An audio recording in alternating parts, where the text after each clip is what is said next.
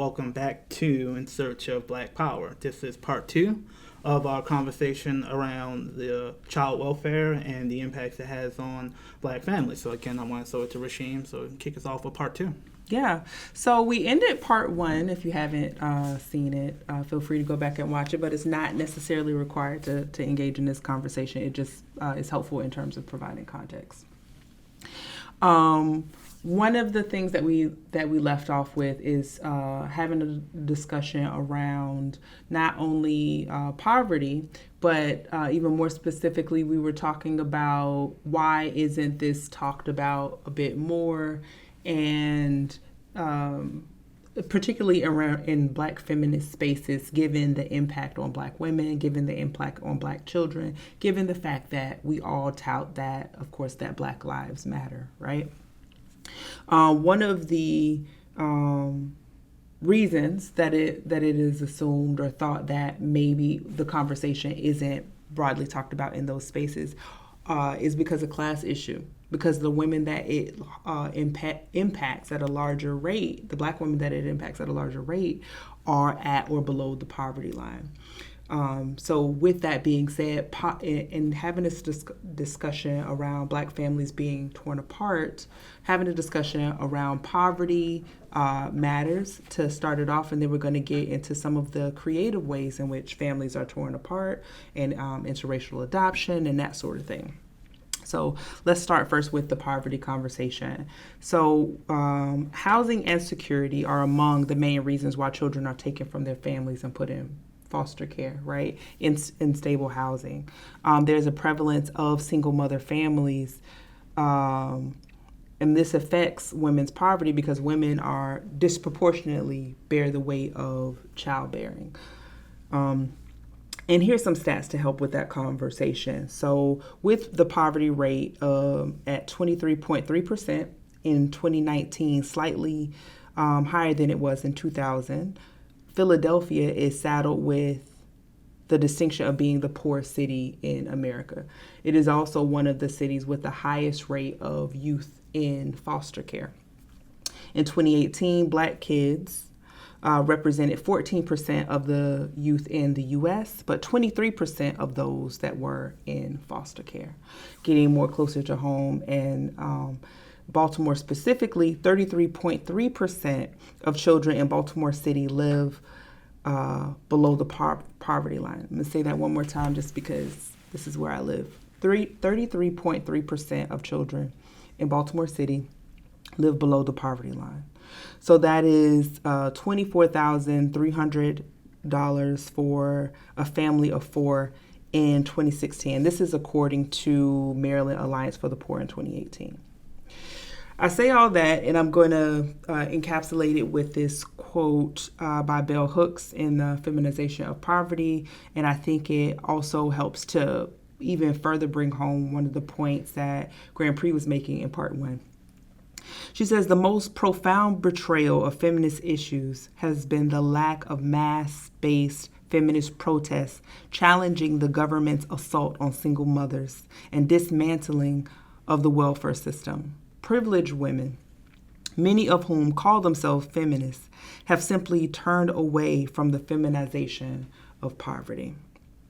What comes up again, one of the other creative ways in which families are torn apart is through adoption. So there's the Adoption Safe Family Act. This was signed by Clinton in 1997, and this was an effort to be safe on crime.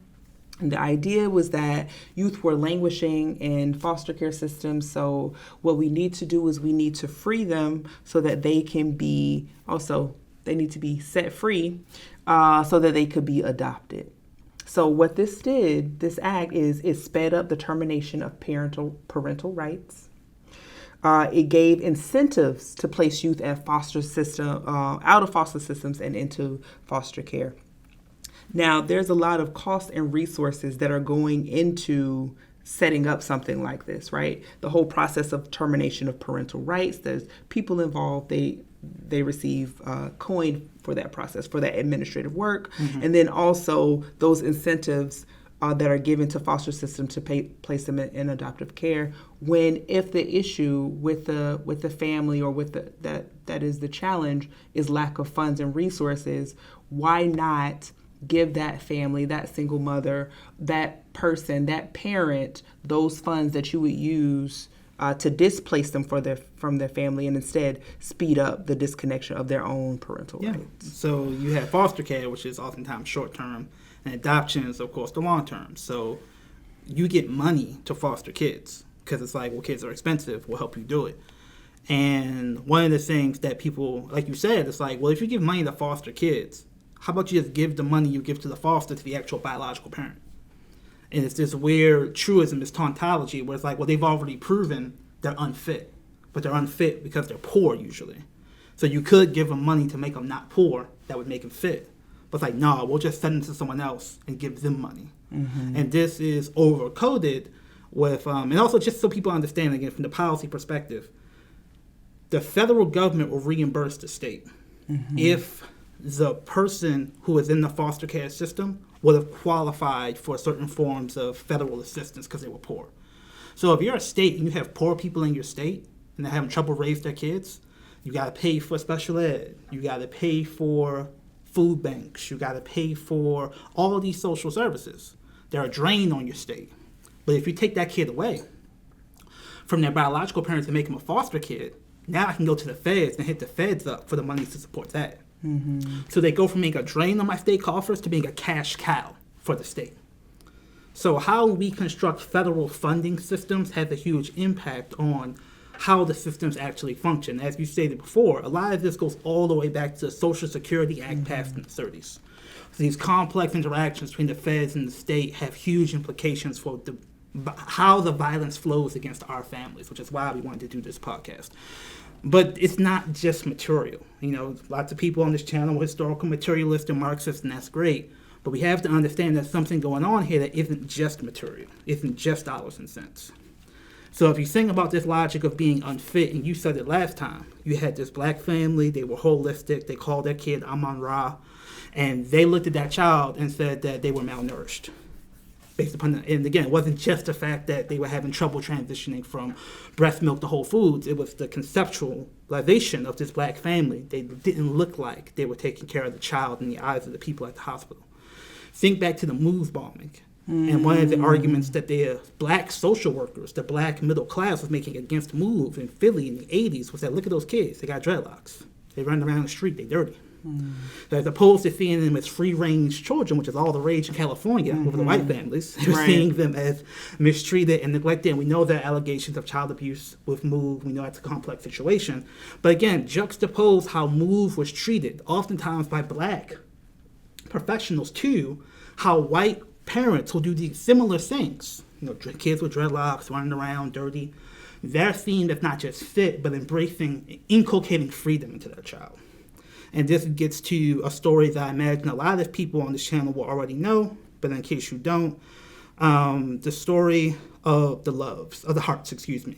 So the Harts were this family of two white women married, and they were adopting black kids. And Miss Roberts talks about this in her book, so I'll just read it for you all. Again, this is a longer quote, but this is going to get into our conversation around why we as a black community have to talk about interracial adoption and the dangers of having, again, this incentive, this belief potentially that black children are better off with white parents. And that being a driver of family separation, not just the fact that the state makes money by charging the feds for taking poor kids from their parents. So here's a quote. On March 26, 2018, Jennifer and Sarah Hart packed their 6 adopted children into the family's golden GMC Yukon SUV for a drive along the Pacific Coast Highway with Jen at the wheel. The white married couple had adopted 2 sets of black siblings after CPS took their children from their homes and placed them in foster care. Jen stopped at a gravel pullout, then accelerated towards a cliff, deliberately plunging the car onto the rocks 100 feet below. The 2 women and all 6 children, Marquise, 19, Huntal, 16, Devon, 15, Abigail, 14, Jeremiah, 14, and Sierra, 12, perished. In their comments, the Hart's devoted Facebook followers consistently referred to the woman and their adopted children as the perfect family. The couple convinced everyone that they had rescued their children by making the twin troops of virtuous white saviors and depraved black mothers.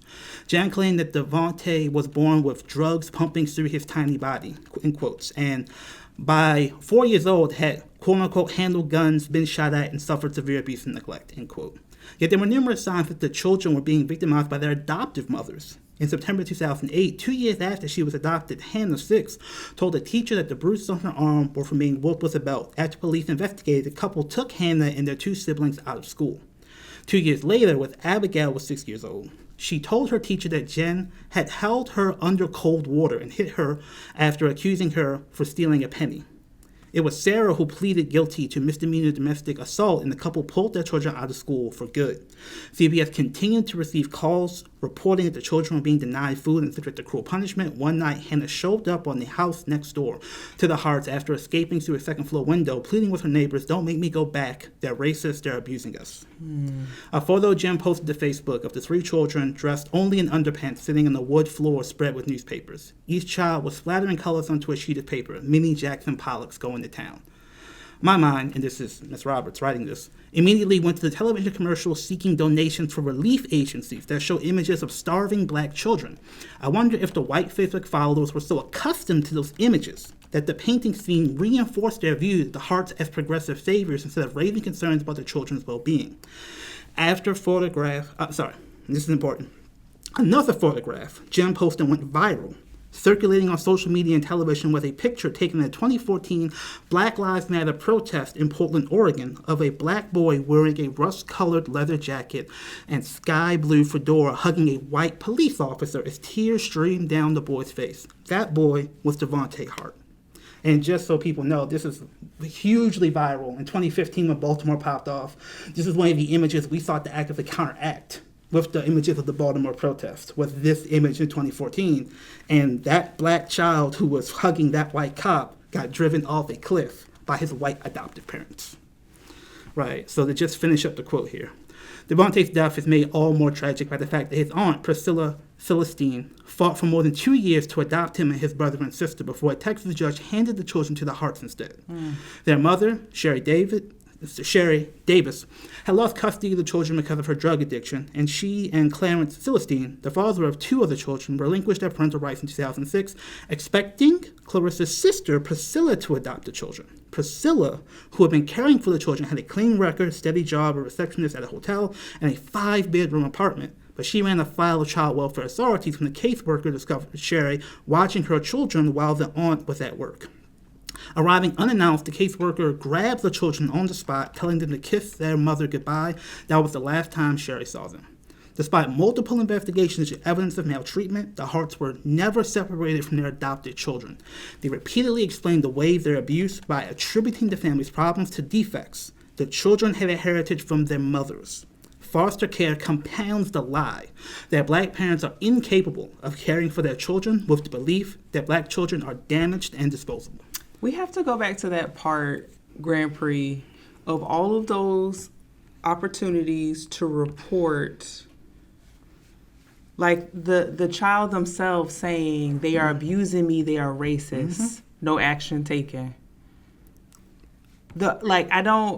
I feel like that needs to be highlighted and juxtaposed to situations wherein a mother's in a park and her child and her toddler is running.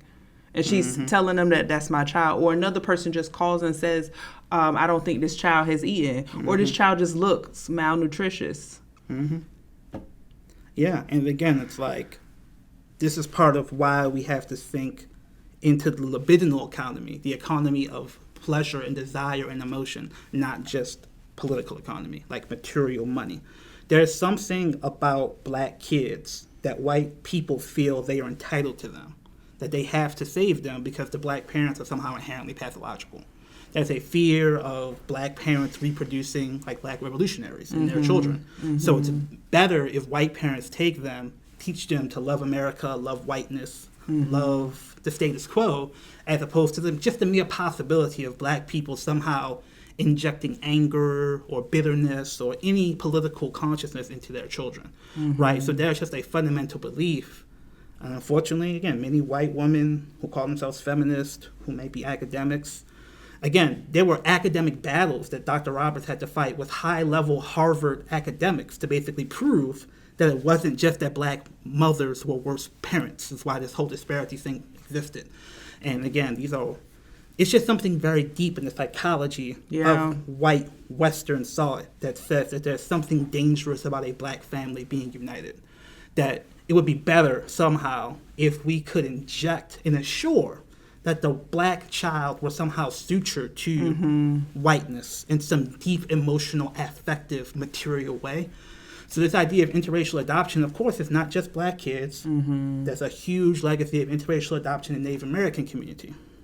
So this idea of interracial adoption as racialized social control doesn't start with black parents. It goes all the way back to kill the native, save the man, save the child, both Native American schools and separating them from their culture, from their reservations, and bringing them Christianity and turning them against their indigenous religions, their indigenous languages, and things like that. Many people have argued a very similar thing is happening with black kids in interracial adoption. But of course, we don't have a reservation. We don't have a formal separate language. We are an internal colony as opposed to an external colony with a legitimate claim to sovereignty. So this colonial relationship between black children and black parents and the white establishment hasn't been seen as formally as the colonial relationship between Native Americans because they have their own like reservations and treaties and like sovereign law they can pull from. What we have is the political organizing in our community, which oftentimes is suturing us to the human social service sector, the foster industrial complex rather than challenging it. So that's why it's important for us to draw out these distinctions so we can actually talk about these dynamics. It would be interesting to know when it comes to transracial adoption, the percentage of other folks other than white folks adopting black kids, like how many black folks or Hispanic folks adopt white children? Just I would just be really curious about that. Yeah, and I don't think that data was in the book, but what was in the book is that there's actually a slightly disproportionately low percentage of Latino children in the Child Protective Services system. I think because many of them are so far outside of the purview of surveillance because some of those folks are not legally on paper. So they're not part of the surveillance aperture.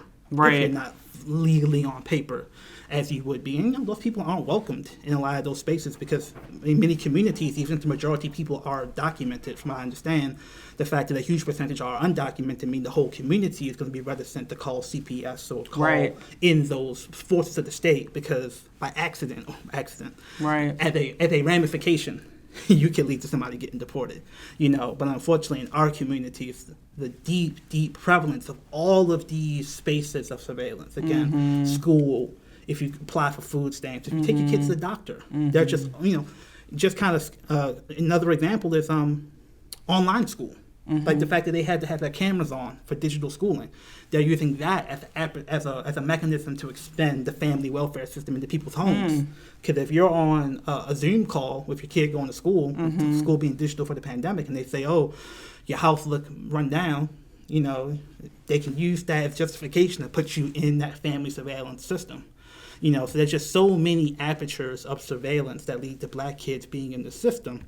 We have to raise that question of, unfortunately, we don't have the power to ensure that no, racist white parent adopts a black child. But are there mechanisms of local accountability to the black community that can demand these systems, demand some accountability when incidences like this happen? I think that's kind of what we're trying to get to with some of the policy recommendations further on. I know one of the things that I read, and I'll read it here, that came up with the National Association of Black Social Workers. They came out in opposition to transracial adoption for two main reasons. One, the association claimed that transracial adoption prevents black children from forming strong racial identity, and it also prevents them from developing survival skills necessary to deal with a racist society, right? I don't think that those speak loud enough for the majority, the white majority, and in some cases the black majority, as reasons. But what stands out to me in the story that you shared is that even when there are like really significant big issues, it's not acted upon in a particular way that it should be. Yeah, I mean, we don't have control over this system. And again, these are state level systems that theoretically, like, we can have serious control over if we organize locally to have control over those systems. But right now, they get a lot of their money from the federal government, so they're more accountable to the feds than they are to the local communities that they supposedly serve. But that kind of gets me to another question, in addition to the interracial adoption question. And again, there's no way to stop it, unfortunately. We need to organize to ensure there's some system for accountability and mandatory training. And also, we need to organize as our community to extend networks of kinship care. You know, as we said, Black people have extended subjectivity. So why not just put those kids with not just a biological relative, but like someone in their community that might function as an extended subjectivity type relative, extended kinship relative, a play cousin, things like that. You need to have money to foster, no pun intended, those networks of community care. Because otherwise they're going to take them to a white family that has inherited wealth. And they're going to say that makes the child more safe because you know that they're not going to starve because this family has a trust fund or a house they can sell or use the equity in the house that they own. You know, so mandating to the extent possible kinship care as a first alternative before adoption, I think is really important to deal with this push towards interracial adoption. But that does get us to just something we should just talk about, which is Dr. Roberts is an abolitionist, right? She wants to abolish the system. And she talks about it differently than other so-called abolitionists. But how do you deal with this whole idea of abolishing the family regulation system to foster industrial complex with the idea that there is very real harm happening to not just Black children, but children of all races, right? So how do you think about that in your mind? I think one of the things that come up for me is some of what you said, just establishing a community of mutual aid, right? What strengths does the community have? What are the needs of that community? What is our mutual aid focus? What resources? What networks, friends and family? Creating a plan for funding and then taking action. It usually doesn't happen on that sort of level, but I feel like we have always cared for and provided care in some like non-necessarily institutional ways and in some institutional ways, whether that has been something like the Black church or the Black grandmother on the corner who's like, she's raising her kid, she's raising her daughter's kid, or I feel like there's informal ways that we are already doing that. It's just not professionalized, let's say, or documented in a particular way for us to just say that we're going to take that model and perpetuate it. But I think that just having more mutual aid projects, so to speak, or more mutual aid communities are ways in which that we could do that. Yeah. So I'm just going to take a small step back because I obviously agree with all that. But if you're concerned with children and their safety, you have to understand just how terrible the current system is, that is a vector of violence against children rather than a mechanism to protect them. I'm not going to go over all the horror stories within the foster care, a group home situation, but here's just a few. If you have a trans child or a gay child, they're often subject to extreme bullying and misgendering in these collective home situations. A Baltimore study said that you were more likely to be abused at one of these group homes than you actually were likely to be abused at home. Like the levels of abuse from the staff, abuse from other kids around you, the collective trauma being served out by being taken from your family is oftentimes in aggregate higher than the difficult, complex situations you might have at home, all things considered. There was one kid who was taken out of their home because the family was too poor and said the house was too small and put into a foster care situation when they ended up being locked in the closet, right? So you have systems, group homes, foster care systems, another example, high dependence on psychotropic medication. So there's a huge issue of people aging out of foster care and aging into addiction because many times they've been primed to be pumped full of drugs from a very, very young age. Behavioral medication, bipolar medication, antidepressants, Ritalin, all of these things are part of the stock and trade of the foster care system. And if you actually look at, and people like, Casey, family welfare systems, there are nonprofits that have actually done pretty good work trying to talk about this. they actually did a study where they followed up with a percentage of people actually aged out of foster care. And 80% of them were not doing well. Mm-hmm. They were not financially stable. They were not dealing well with the emotional trauma ramifications of foster care. So just the basic question, is our system producing people who are healthy and recovering from the violence they face as children? No. 80% of them were not doing well. Right. I can't help but have this conversation in the context of recent abortion activity, mm-hmm. right? When we talk about care and being able to provide for and care for. And one of the main reasons that I've heard in terms of mothers deciding to not have a child or have another child, because in large cases, most of the women who decide to not have a child they're already mothers, is because the impact, like economics, right? Mm-hmm. So if the reason that a mother is deciding I'm not going to have a child is because I cannot afford to have a child, then we say we are going to put mechanisms in place to make it difficult for you to not have a child. But then once you get this child, we are going to penalize you mm-hmm. because you are not able to afford to take care of these additional children that we have put barriers for you to not be able to have. Mm-hmm. And while you're struggling to make money to take care of your kid, they take your kid away. The institutions that take your kid away are themselves often for-profit companies. Mm-hmm. So one of the largest operator of group homes used to be called National Mentor Holdings. They recently rebranded to Savita. And if you can just look on the screen, like they're on the stock exchange. You can buy stock in the family separation, the family regulation industrial complex. And business is booming for these people. You know, they had an IPO of $628 million in 2014. Like, Savita should be like Halliburton. It should be completely toxic to even mention an entity that profits from the systemic destruction of black families. But that's not where we are right now. Unfortunately, we lack the sophistication in our analysis to be able to identify how these institutions are profiting, literally like for-profit institutions, off of our suffering. Yeah, I just wanted to highlight something from the Pediatrics Publication Organization.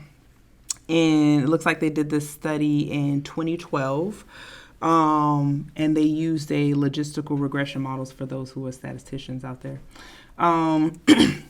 They found that for foster care youth, they were 7 times more likely to experience depression, 6 times more likely to exhibit behavioral problems, 5 times more likely to feel anxiety, 3 times as likely to have attention deficit disorder, hearing impairments, and vision issues, and twice as likely to suffer from learning disabilities, developmental delays, asthma, obesity, and speech problems.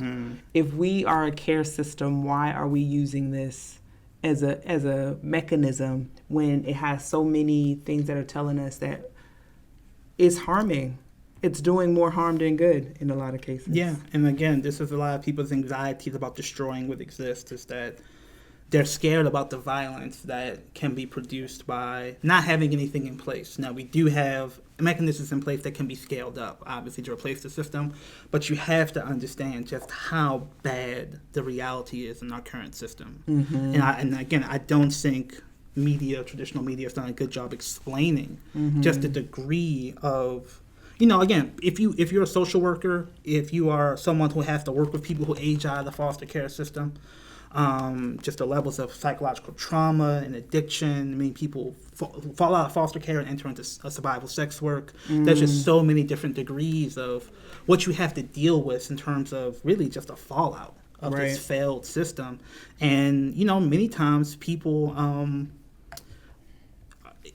they get in trouble for going back to their families. Like when you separate them from their family, you don't just separate them from their family, you separate them from their extended care network. Their friends, their play cousins. And people literally will sometimes leave their foster parents and go back to like their biological parents. Not like to stay, but like to try to reconnect to a sense of community they lost when they got separated. So are there mechanisms that can facilitate that cultural exchange between biological parent and foster parent when you do have to have a foster situation for whatever reason, right? As opposed to pathologizing that connection and sort of seeing it as a benefit to the child to fully sever them from their indigenous cultural communal context. So I wanted to kind of conclude with, and I have probably more notes than I can get to, just a little bit of the policy work that has to happen for us to deal with some of these dynamics of funding and some of the reality of what's happening with, especially the Democratic Party. Because we got told over and over again, Jared, this is for you, in part, because people beat you over the head and tell us to vote Democrat because we got to get the Supreme Court in line. We got to get the federal judiciary. And if you look at family regulation, child welfare, it has been many times the Democrats that have sold us out on the Supreme Court. So we have to think beyond the Supreme Court for the solution to this problem, even before the Republican takeover. Look at, you get certain benefits like Social Security. If you are living with your grandmother. If you have to get taken from your grandmother, you're still entitled to some of those benefits as a foster child. What was happening was that the foster care system was literally stealing those benefits from the foster child to pay for foster care. Took it to the Supreme Court because that's wrong. And what was the Supreme Court decision in Washington versus Keffler? It was a unanimous decision in favor of allowing the foster care systems to take those benefits from those kids. So y'all's beloved Ruth Bader Ginsburg, y'all's beloved David Kennedy, y'all's beloved Souter, they all sold out these kids in foster care to allow their benefits to be stolen at a federal level. Now, some states, like Maryland, actually put some things in law to push back against that, but that was what happened at the Supreme Court level. When it comes to Native Americans, interracial solidarity, Native sovereignty, there's the Indian Child Welfare Act set a higher standard for the termination of parental rights and supposedly wanted to support Indian control of the healthcare system.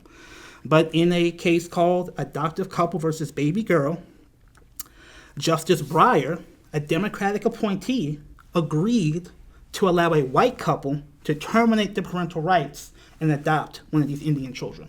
So it struck a blow against Native sovereignty to vote with the conservative majority in that case of Adoptive Couple versus Baby Girl. Right? So this is the reality of being constantly browbeat into supposedly supporting Supreme Court nominations because of this assertion, certainty that Republicans are always evil, Democrats are always better. In the book, they actually talk about there are actual Republican lawmakers who tried to take on the child welfare systems in their own state and found out that even as Republicans, they were subject to backlash and attacks for trying to support parental rights because of the economic incentives in the industry, right? So if you look at things like the Indian Child Welfare Act, it has been criticized for not going far enough, for being racist, basically, for talking about Native rights. And what's happened, again, is that it wasn't funded. You didn't actually give Native Americans money to fully operate an autonomous child welfare system. So you can't look at the courts. You have to look at Congress because Congress has the power of the purse. They are the entity that can actually fund these alternative systems. So the last thing I want to talk about on the policy level was the Social Security Act. You have Social Security Title IV Part E, which is a lot of what they use, like block grants, to actually fund the foster care system.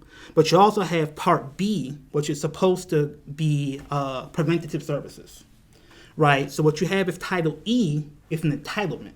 It's mandatory funded every year.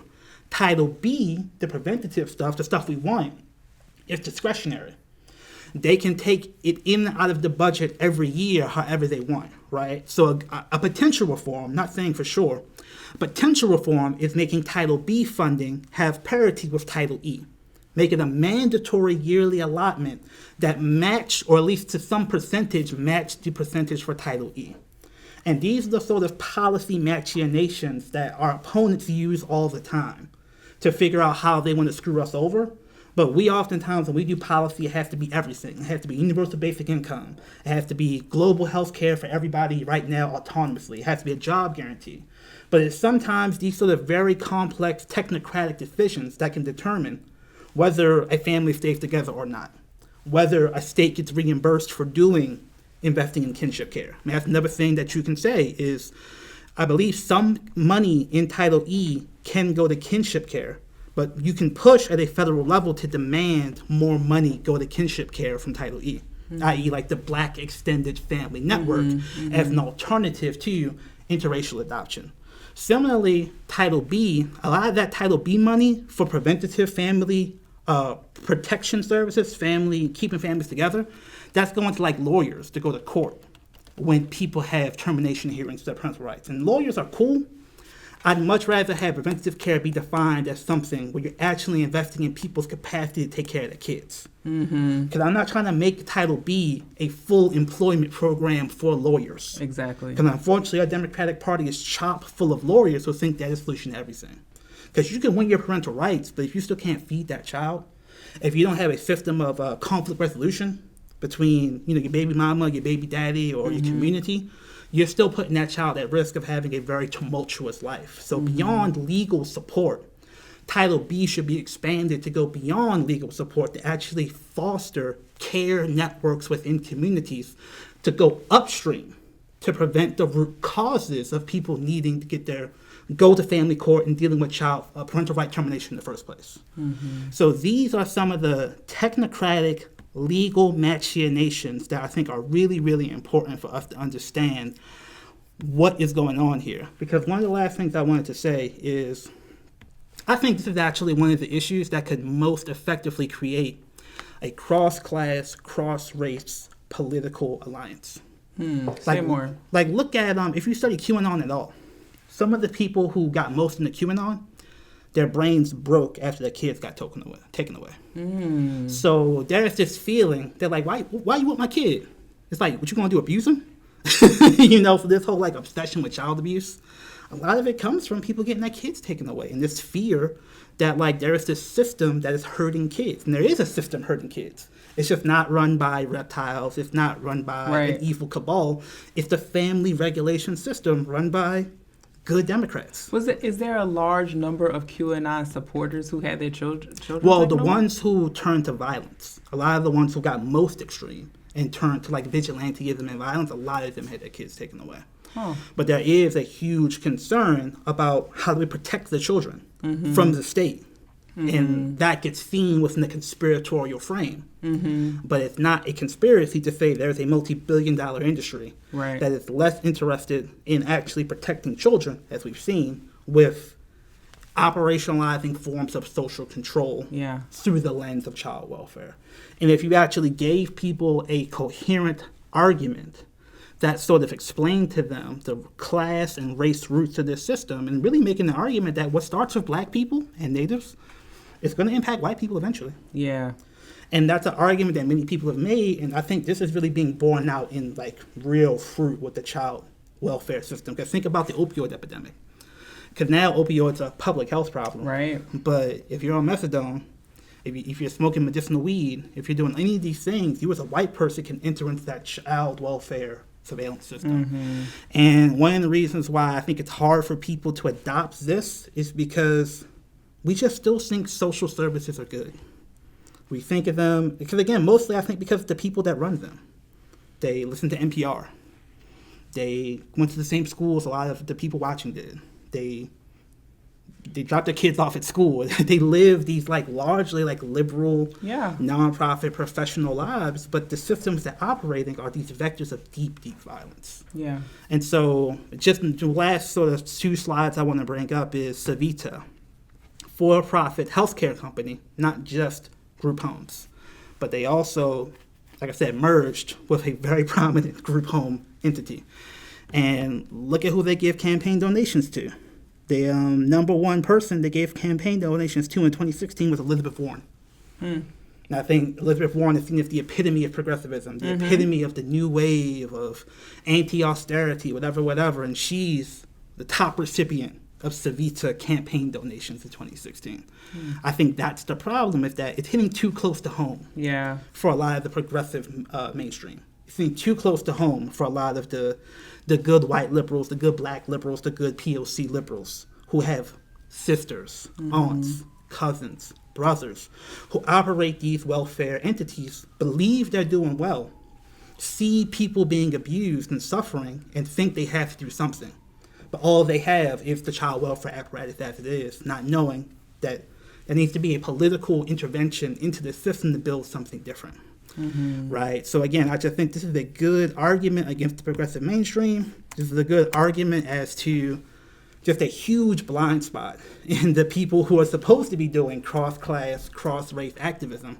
Because then you may have to actually listen to like a QAnon person who voted for Trump, which is verboten in the sort of cultural milieu of activism today. But if you actually look at what this system is doing to people, it is a prime space for political organizing. You know, it's a prime space for going to your representative and say, what's up with Title E? Most people don't even know what Title E is. It's like, I don't think this would be nearly as hard as I think people think it is to at least get some meaningful changes to how this money flows and what you can do with it.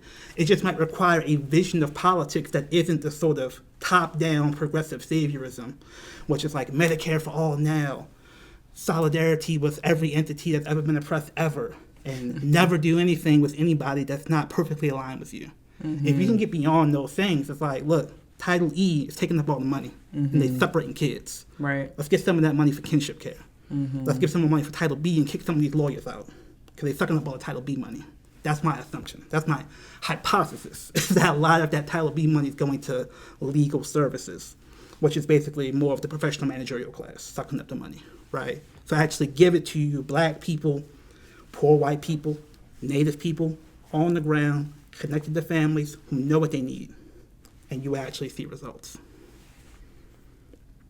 That's a good wrap. That's a good place to wrap. So thank you. I would appreciate you sticking with this extended 2-part episode of In Search of Black Power.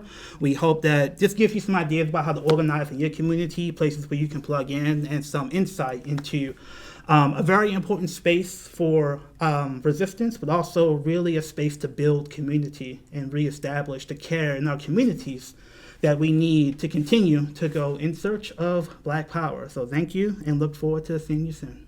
See you.